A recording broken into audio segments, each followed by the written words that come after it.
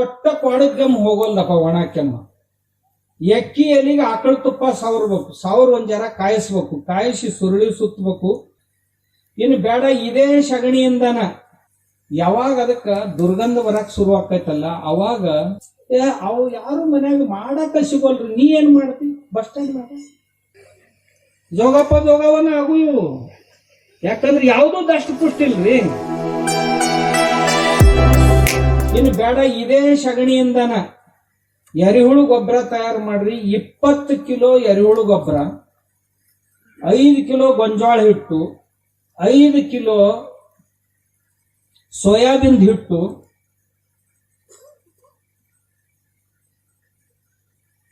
ಕಲಸ್ರಿ. ಕಲಸಿ ಮುಚ್ಚಿಟ್ಟು ಬಿಡ್ರಿ. ಚೀಲ ಪಾಲ ಹಾಕಿ ಗಟ್ಮುಟ್ಟಾಗ ಮುಚ್ಚಿಟ್ಟು ಬಿಡ್ರಿ. ಬಟ್ಟೆ ಹಾಕುದತ್ತ. ಯಾವಾಗ ಅದಕ್ಕ ದುರ್ಗಂಧ ಬರಕ್ ಶುರು ಆಕೈತಲ್ಲ ಅವಾಗ 5 ಕಿಲೋ ಇಡ್ಲಿ ಪುಡಿ ಅದ್ರೊಳಗೆ ಸೇರಿಸ್ರಿ. ಮತ್ತೊಂದು 4-6 ದಿವಸ ಇಡ್ರಿ. ಇಟ್ಟು ನಂತರ ಬಿತ್ತು ಹೊತ್ನ್ಯಾಗ ಕೂರ್ಗಿ ಊಡಿದನ್ನು ಬಿತ್ತಿ ಬಿಡ್ರಿ. ನಿಮ್ದು 10 ಕ್ವಿಂಟಲ್ ಎಕರೆ ಕೊಡು ಹೊಲ 20 ಕ್ವಿಂಟಲ್ ಕೊಡ್ಲಿಲ್ಲ ಅಂದ್ರೆ ನನ್ನ ಹತ್ರ ಬರ್ಕೇಳ. ಬರೀ ಇಷ್ಟ ಏನೂ ಇಲ್ಲ ಇದ್ರೊಳಗೆ. ನೀವು ಮತ್ತೆ ಯೂರಿಯಾ ತರ್ತೀರಿ, DAP ತರ್ತೀರಿ, ಮತ್ತೆ ಏನೇನೋ ತರ್ತೀರಿ, ಸಿಕ್ಕಾಪಟ್ಟೆ ತರ್ತೀರಿ. ನೀವು ಏನೂ ಅವಶ್ಯಕತೆ ಇಲ್ಲ. ಅದ್ರ ಹಾಕ್ಬಿದು ನೋಡ್ರಿ. ನೀವು ಬೇಕಂದ್ರೆ ಪ್ರಯೋಗ ಮಾಡಿ ನೋಡ್ರಿ.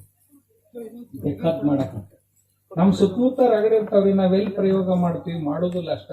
ಈಗ ಎಕ್ಕಿ ಗಿಡ ಐತಪ್ಪ ಇಲ್ಲಿ ಅಂತ ತಿಳ್ಕೊ. ನಿಮ್ ಹೊಲ್ದಾಗಿರ್ತಾವ ಅಲ್ಲಿ ಎಕ್ಕಿ ಗಿಡ.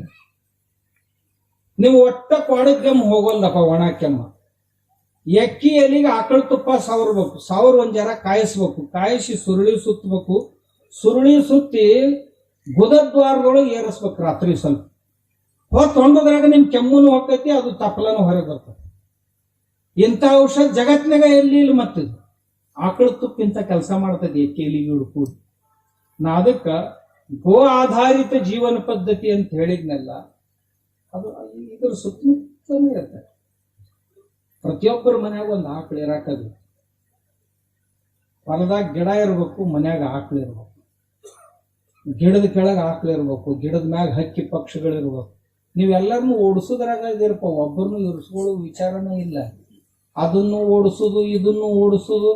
ಮತ್ ನೀ ಎಲ್ಲರನ್ನು ಓಡಿಸಿ ಕಾಗಿಗತ್ತೆ ಒಬ್ಬನ ಇದ್ದು ಮಾಡವರ ಏನಂತ. ಎಲ್ಲರನ್ನು ಓಡ್ಸಾಕ್ ನಿಂತೀನಿ. ಸಣ್ಣವರು ಬೇಡ, ದೊಡ್ಡವರು ಬೇಡ, ಪಕ್ಷಿನೂ ಬೇಡ, ದನನೂ ಬೇಡ. ಅವು ಯಾರು ಮನ್ಯಾಗ ಮಾಡಾಕ ಸಿಗೋಲ್ರಿ. ನೀ ಏನ್ ಮಾಡ್ತಿ? ಬಸ್ ಸ್ಟ್ಯಾಂಡ್ ಮಾಡ ಊರ್ ಪುರಾಣ ಓದಾಕ.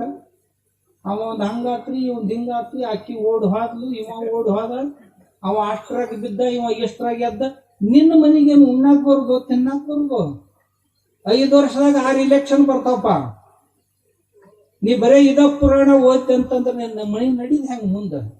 ಹೊಲ ಮನಿ ಮಾಡ ನೋಡ್ರಿ. ಒಂದ್ ಜರ ಗಿಡಗಳು ಬೆಳೆಸು, ದನಗಳು ಸಾಕು, ಮಣ್ಣು ಸುಪೋಷಿತ ಮಾಡು, ನೀರು ಕಟ್ಟು, ಒಂದ್ ಜರ ಗಾಳಿ ಚಲೋ ಇರ್ತೈತಿ. ಪಕ್ಷಿಗಳು, ಪ್ರಾಣಿಗಳು ನಿನ್ ಸನೇದಾಗ ಬರ್ಲಿ, ಓಡಿಸ್ಬೇಡ. ಅವನ್ನೆಲ್ಲ ಸನೇದಾಗ ತಗೊಂಡ್ಬ. ಎಷ್ಟು ದನಗಳು ಬೇಕು ಅಂತಂದ್ರೆ ನನ್ನ ಹತ್ರ ನೋಡ್ರಿ 1500 ಆಕಳದಾವ ಸದ್ದ. ಒಂದರ ಮೇವ್ಯಾಗ ಎಲ್ಲೂ ಕಂಡ್ರೆ ನನ್ ಕೇಳ್ರಿ ನೀವು ಬಂದು. ಎಲ್ಲ ಕಸಾಯ ಖಾನಿಗೆ ಹೋಗುದು ಅನ್ಕೊಳ್ಳೋ ಒಂದರ ಮೇವ್ಯಾಗು ಎಲ್ಲೂ ಕಾಣ್ ಕೊಡಂಗಿಲ್ಲ ನಾನು. ಆ ನಮ್ಮದು ಕೊಟ್ಟಿಗೆಯಾಗಿದ್ದವ್ರಿಗೆ ಹೇಳಿ, ಯುವಕರ ಮೇಯ ಎಲ್ಲೂ ಕಂಡು ಅಂದ್ರೆ ನಿಮ್ಗೆ ಎಲ್ಲೂ ಮುರಿತತ್ತ ತಿಳ್ಕೊರಿ ಅಂತ ಹೇಳಿ ನಾವು. ಅವು ಅಷ್ಟ ಲಾಭ ಮಾಡ್ತಾವ, ಭೂಮಿ ಸಮೃದ್ಧಗೊಳಿಸಾವ ನಮ್ದವು. ಅದಕ್ಕೆ ನಾ ಏನ್ ಭಾಳ ಹೇಳುದಿಲ್ಲ. ನಮ್ಮ ಅಜ್ಜವ್ರು ನಿಮ್ ಜೊತೆ ಮಾತಾಡಿಸ್ಬೇಕಂತ ತಿಳ್ಕೊಂಡು ಭಾಳ ಆಗ್ರಹ ಮಾಡಿ ನಾನು ಕರ್ಕೊಂಡು ಬಂದು ನಿಮಗೆ ಬೇಯಿಸ್ಲಾಕ್ ಹಚ್ಚಾರ. ಮೊದಲಿಂದನೂ ಅವರು ಬಹಳ ನಿಸರ್ಗ ಪ್ರಿಯರು. ಯಾಕಂದ್ರೆ ಸಿದ್ದೇಶ್ವರಪ್ಪಗಳ ಸಾನ್ನಿಧ್ಯದಲ್ಲಿ ಕೆಲವು ವರ್ಷಗಳವರೆಗೆ ಇದ್ದಂಥವ್ರು. ಬಿಜಾಪುರ ಜ್ಞಾನ ಯೋಗಾಶ್ರಮದೊಳಗೆ ನಿಸರ್ಗವನ್ನು ಪ್ರೀತಿಸುವುದನ್ನು ಕಲ್ತವ್ರು. ಇಲ್ಲಿ ಬಂದ ನಂತರ ಈ ಅದ್ಭುತವಾದ ಕಾಡನ್ನ ಹಚ್ಚೋದು ಬೇಡ್ರಿ, ಇದ್ದದ್ದನ್ನು ರಕ್ಷಣೆ ಮಾಡಿದ್ರೆ ಸಾಕಾಗೈತಿ. ಜಂಗಲ್ ಮಾಫಿಯಾಗಳಿಂದ, ಆಮೇಲೆ ಈ ಖನಿಜ ಮಾಫಿಯಾಗಳಿಂದ, ಮತ್ತೆ ಯಾವ್ಯಾವ ಮಾಫಿಯಾಗಳು ಅದಾರ ಅವರಿಂದ ಇದನ್ನ ರಕ್ಷಿಸಿದ್ರೆ ಸಾಕು. ಇದು ಭಾಳ ರಿಸ್ಕಿ ವರ್ಕ್. ಯಾವಾಗ ಜೀವ ತಗೋತಾರ ಹೇಳಕ್ ಬರುದಿಲ್ಲ. ಭಾಳ ಸೊಯ್ ಮನುಷ್ಯನ ಜೀವ. 20,000 ಕೊಟ್ಟರು ಗುಂಡ್ ಹಾಕ್ತಾರೆ. ಈಗ ಏನ್ ಭಾಳ ಹತ್ತಂಗಿಲ್ಲ. ಮತ್ ಸ್ವಾಮಿಗಳಿಗಾರ ಹಿಂದೆ ಮುಂದೆ ಏನೂ ಇರೋದಿಲ್ಲ, ಸತ್ರು ಹಾದ್ ಬಿಡು ಮಗ ಮತ್ತೊಬ್ಬನ್ ತಂದಿರು ಮತ್ತೇನೇನ್ ಮಾಡ್ಬೇಕಂತ. ಆದ್ ಸ್ವಾಮಿ ನಾಳೆ ಮತ್ತೊಂದ್ ಮರಿ ತರೋದು ಹುಡುಕ್ಯಾಡಿ. ಮೊದಲ್ 4-6 ಮಕ್ಳು ಇರ್ತಿದ್ದು, ಒಂದ್ ಸನ್ಯಾಸಿ ಆದ್ರೆ ಆಗ್ಲತ್ತಿದ್ರ. ಈಗ ಏನು ಇಲ್ಲಪ್ಪ, ಇರೋದ ಒಂದ್ ಇರ್ತೈತೆ. ಮತ್ತೆ ನಾನ್ ಸನ್ಯಾಸಿ ಯಾವಾಗ ಮಾಡ, ಸನ್ಯಾಸಿ ಆಗೋದಲ್ಲ ಜೋಗ ಪಾಕ ಕಡಿಕ. ಯಾಕತ್ ಕೇಳ್ರಿ, ಫಲವತ್ತ ಬೆಳಿನ ಚಲೋ ಇಲ್ಲ, ನೀರುನು ಚಲೋ ಇಲ್ಲ. ಇವ್ ತಿಂತಂದ್ರೆ ಅದಕ್ಕೆ ಮಕ್ಕಳ ಆಗುದಿಲ್ಲ,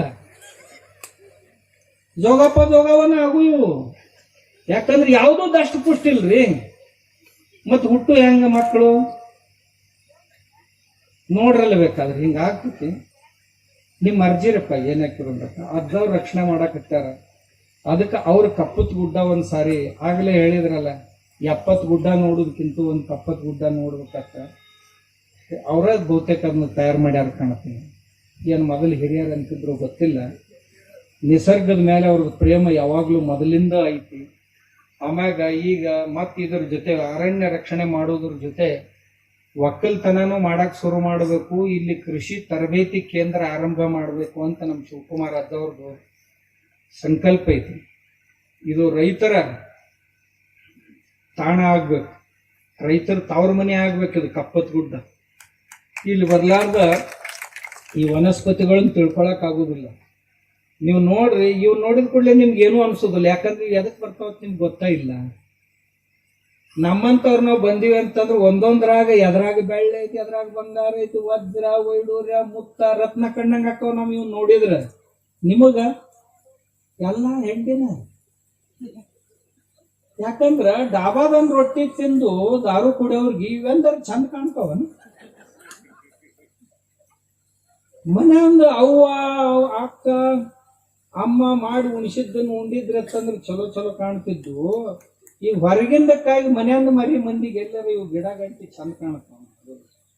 ಅದಕ್ಕೆ ನಮ್ಮ ಶಿವಕುಮಾರ್ ಅದ್ದವರು ಬಹಳ ಪ್ರಯಾಸ ಪಟ್ಟು ಇದನ್ನು ಉಳಿಸ್ಯಾರ. ಇದು ಎಲ್ಲ ಬಹಳ ಮಂದಿ ಸ್ವಾಮಿಗಳಿಗೆ ಆದರ್ಶ ಆಗ್ಬೇಕು.